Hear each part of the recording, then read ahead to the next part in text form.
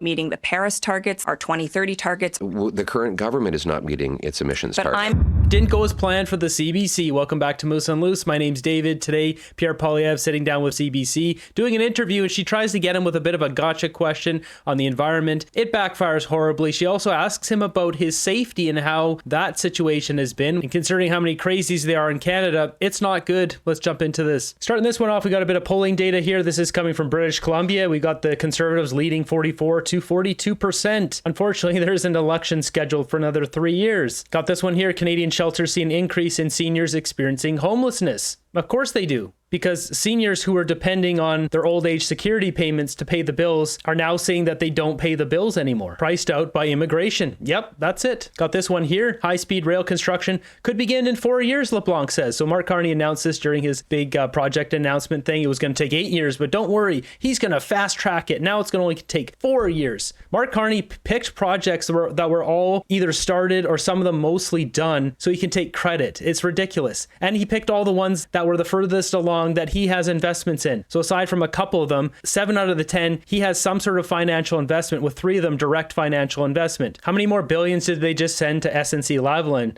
Justin gave them $4 billion as a parting gift so they could think up a plan for light rail. So that is true. Atkins Realis, which is the new name for SNC-Lavalin, is getting one of these contracts. Even after that big government scandal where Justin Trudeau should be tried and put in jail for his crimes, give him another contract. Jumping over to the CBC, we got an interview here. I can't remember her name. Interviewing Pierre Poilievre. This is quite the back and forth. She tries to do a gotcha on Pierre Poilievre for his climate plan. It backfires. But I want to talk to you about a related issue here, which is about emissions, carbon emissions. I've been covering you for years. I cannot recall hearing you talk about concerns around climate change. Do you worry about what climate change will do to our planet, Pierre Poilievre? Sure, and that's why I'm so disappointed with the very problematic approach of the Liberal government, which has been to drive up energy costs and block projects from going ahead that would help the environment. So are you an environmentalist, Pierre Poilievre? Sure, you can call me whatever you like. No, I want to... That's so condescending, the way she's talking to him. That's why he's just dishing that energy back at her. Know what you'd call yourself. We are talking about like sea levels rising, worried about loss of biodiversity. You worry about those things. Sure, and I also have solutions. Like if we were to displace dirty Asian coal-fired plants with clean Canadian natural gas, according to the National Bank, we could reduce global emissions by 2.5 billion tons, which is 3 times the emissions of all of Canada for a year. But to do that, you need liquefaction terminals like the one that Prime Minister Harper approved, LNG Canada. And we shouldn't be talking about having one more. We should be talking about having 18 or 19 LNG liquefaction plants. That's the number that were proposed when the Liberals took office. And so what I propose, let's take our natural gas, which is very clean, which is very cheap in Canada. Right now, we only get $3 per million metric British thermal units, and let's sell it to Asia for $14. We could help power the most populous continent by getting them off of dirtier coal and reducing global emissions. But the real difference between myself and the Liberals on this is they believe in keeping it in the ground. Those are Mr. Carney's words, by the way. He wrote them. We can debate whether he's flip-flopped on that as well. You notice how she's trying to interject there and not let him get that point in, because she knows what that point is, that LNG is way more environmentally sound than dirty coal, and she didn't want that broadcasted on the CBC. It's always a controlled narrative. Or the conservative approach, which is let's use our energy to grow the paychecks of our people and protect the environment. They believe in energy poverty. I believe in energy abundance, and that is the approach that we would take to the environment. You say you're worried about climate change. Why have we not seen you ever commit to emissions reductions targets? I just did right now. That's not a target. That's saying we should do more to reduce our emissions. That's not about meeting the Paris targets. That's not saying our 2030 targets are right, wrong, should be higher, lower. The current government is not meeting its emissions targets. But I'm asking whether you think those are valuable targets, not about what the federal government is doing, which you've been clear about. It would be very easy. In fact, it would be very easy to meet all of those targets if we include the global reductions that the export of Canadian nuclear and natural gas would engender. And so I'd say, sure, not only could we could displace the equivalent of 3 years of emissions in Canada by sending our Canadian natural gas over to Asia and displacing dirty coal. I mean, the Asian economies are adding these coal-fired plants one after the other because they don't have access to affordable natural gas. We have the most affordable gas. It's easy for us to liquefy it because our cold climate does most of the work. And we have the shortest shipping distances to both Asia and Europe of any country in the Americas. So why would we not use that kind of pragmatic approach that enriches rather than impoverishes us? I want to turn to another. Wow, checkmate. Look, she wants to turn away from that topic real quick. Let's not talk about that anymore because she got fact-checked. It backfired badly on her. She tried to get him with some dirty gotcha question. He's not playing that game. Why would you expect to get him with that? This isn't the first time he's answered this. This isn't the first time he's come up with this idea, this plan. Why did she think this is going to work? Moving ahead, we got Vasi Kapellos interviewing Melissa Lantsman, and Melissa doesn't hold back in this interview. But those policies also in the aggregate make up a policy that will be central to any negotiations, for example, in the future with Europe or other countries that are seized with mitigating the impacts of emissions. And if we abandon them completely, that could hinder our opportunities to diversify our exports in the long term. Like, why is a middle ground so inherently bad? Well, I just don't think a middle ground is realistic. And I don't think industry thinks that a middle ground is realistic. And I don't think that attracting investment on this middle ground is realistic. In order for us to attract the investment necessary, to attract the proponents necessary to build these projects, you have to give them a very, very clear signal. A signal that you can build here, that we're open for business. You're Vasi saying, isn't that C5? No, that's not C5. C5 is circumnavigating a bunch of crappy laws. Get rid of the crappy laws and then maybe businesses will come back. They're not going to do it with there's this one bypass law. They're going to be like, no way, Canada's way too risky. 5 is an admission that you may or may not approve a project at a certain point. Do you really think that an industry would look at C5 as the end-all be-all of, yes, we are going to dump money in Canada because it's a sure bet? I'm not sure about that. And I don't think many others are sure about that. And that is exactly what we're talking about. If the thing that is in the way is actually in the way, you've admitted it in the way, you've presented new legislation in the House saying that it's in the way, then get out of the way and drop those things in order for us to actually have the development, for us to stand on our own 2 feet, for us to be resilient, and for us to be less dependent on a single customer in the U.S. Are you willing to alter your position if, for example, LNG Canada does decide to go forward with phase 2, if there does appear to be a pipeline proponent that comes forward with this regulatory structure that is in place, not with the rescinding of all of those climate policies? Like, are you willing to admit, if that is the case, that what you're... But you're speaking in hypotheticals, like totally the pipeline didn't even make, like the pipeline didn't even make a list. There isn't even a thought of a list. There is no pipeline. Correct.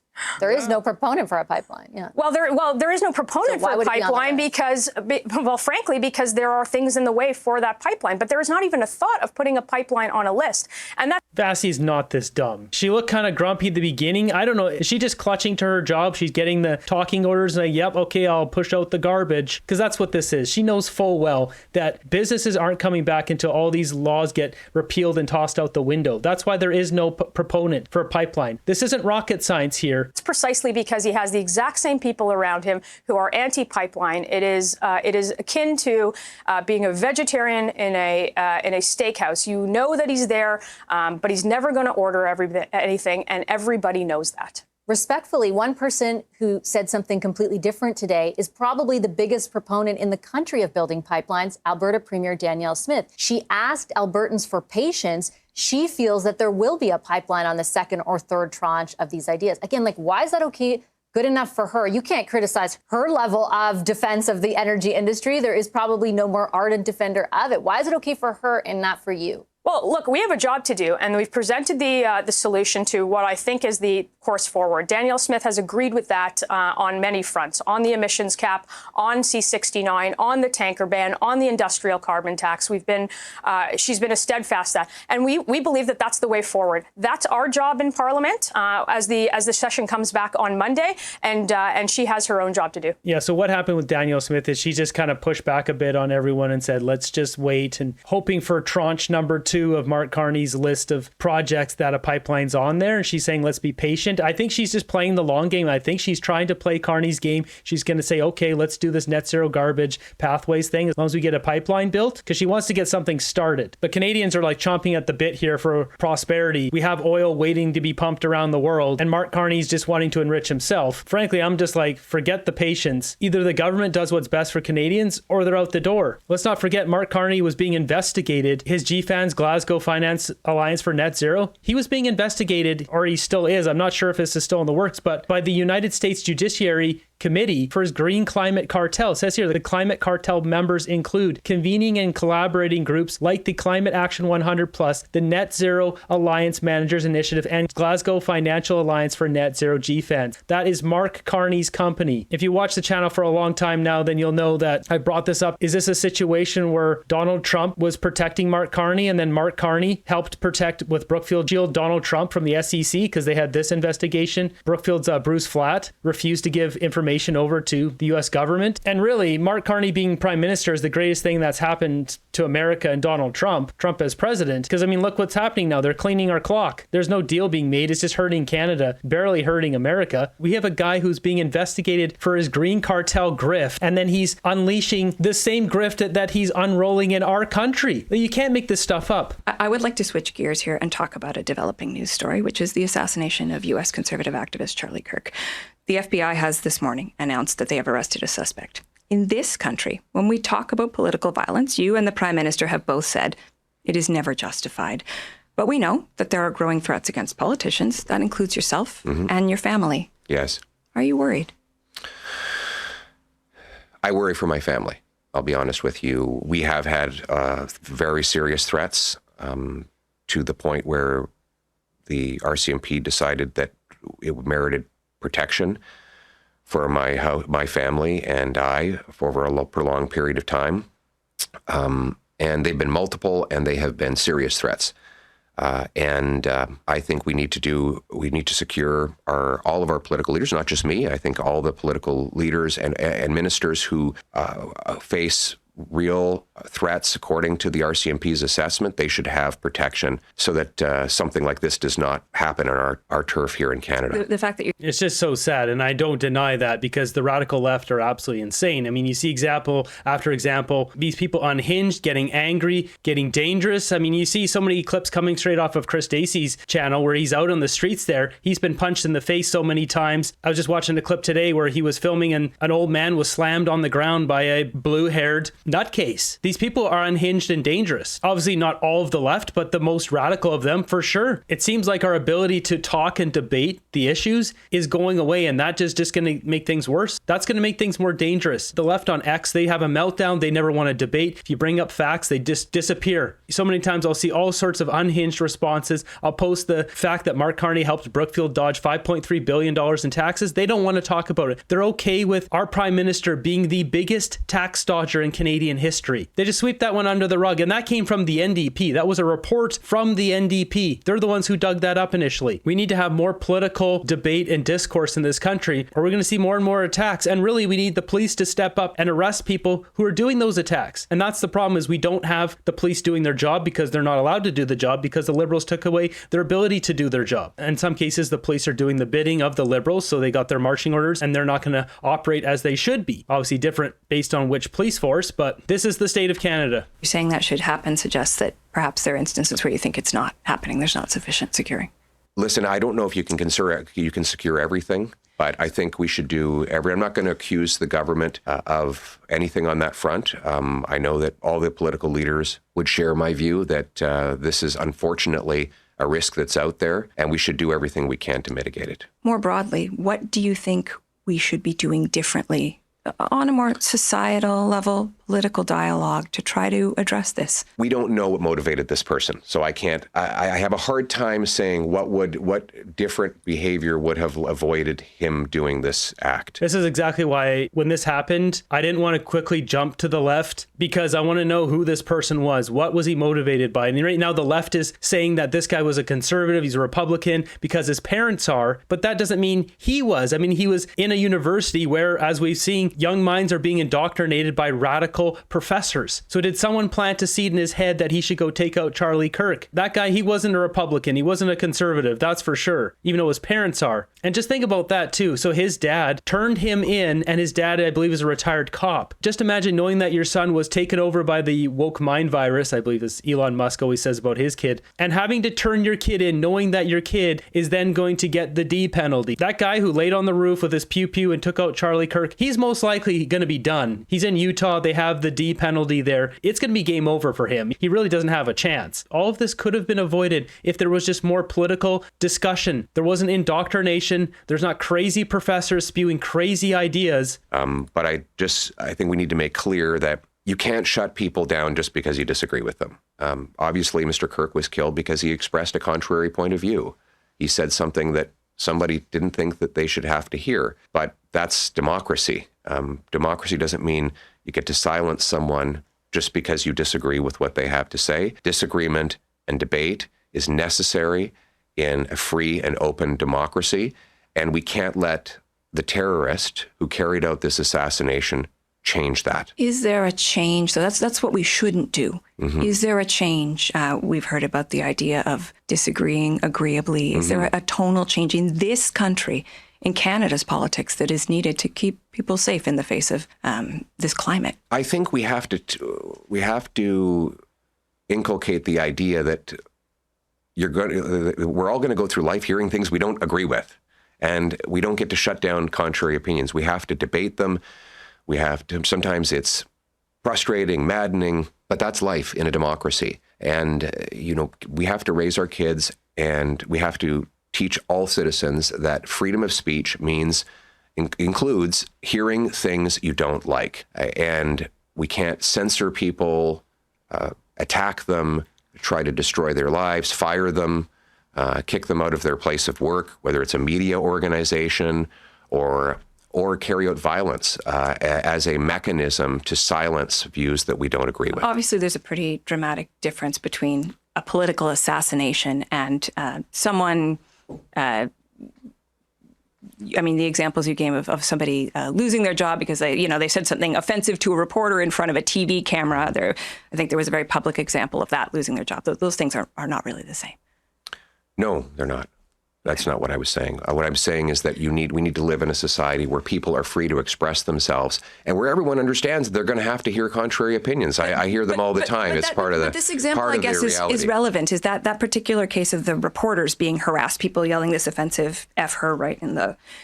it talks about the limits. Like, it's true. I understand what you're saying, that people should be able to speak their minds, but we also need limits on what is appropriate when people shouldn't be harassed in the workplace and whatnot. Like, do you think it's inappropriate for someone to lose their job when they conduct what appears to be an act of public harassment? Of course. Yeah. I guess I'm just trying to understand where you see the line. She's trying to defend these professors that are losing their jobs. They're publicly celebrating the death of another human being, and they're somebody who shapes young minds. They can't be in those kind of positions. It's like the age-old saying of, you have freedom of speech, but not freedom from consequence. There's consequences to your action, even though you're free to speak your mind. If you want to be a university professor, you can't be enticing other people to go and pew-pew other people because you don't like them. And that's essentially what those messages are. All those comments of, next time pick someone with better aim. Great job. Daniel Smith is next. There's someone who just posted that. Sean Fraser is saying this isn't the Wild West. No, it's worse than the Wild West. And that you put all those things in the same category. Where I see the line is that people have the freedom to express political opinions that are contrary to others. But of course, that does not include carrying out harassment against. In fact, my point was exactly the opposite of that. If you're harassing someone or you're aggressing against someone because of their political point of view, then you're behaving inappropriately, and that should not go on. Okay, we're going to end the conversation.